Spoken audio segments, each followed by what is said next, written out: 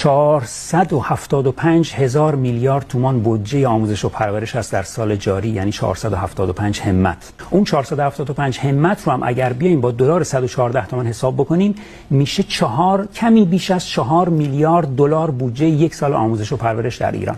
3-4 تا رقم به شما میگم. بودجه آموزش و پرورش در کشور ژاپن 220 میلیارد تومان هست.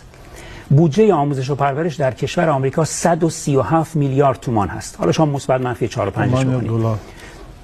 دلار. گفتم تومان؟ دلار. بودجه آموزش و پرورش در کشور فرانسه 105 میلیارد دلار هست. بودجه آموزش و پرورش در کشور قطر، نمیدونم تعداد دانش آموزاش چند نفره، 10 میلیارد دلار هست. بعد بودجه آموزش و پرورش در کشور ایران کمی بیش از 4 میلیارد دلاره با 16 میلیون و 200 هزار دانش آموز. با این پولها آموزش و پرورش به نظر میاد ره به جایی نخواهد برد. این در حالی است که بسیاری از دانش آموزان ما که حاشیه‌نشین هستند تو همین شهر اهواز صبحانه شاید نداشته باشند بخورن برن سر کلاس درس.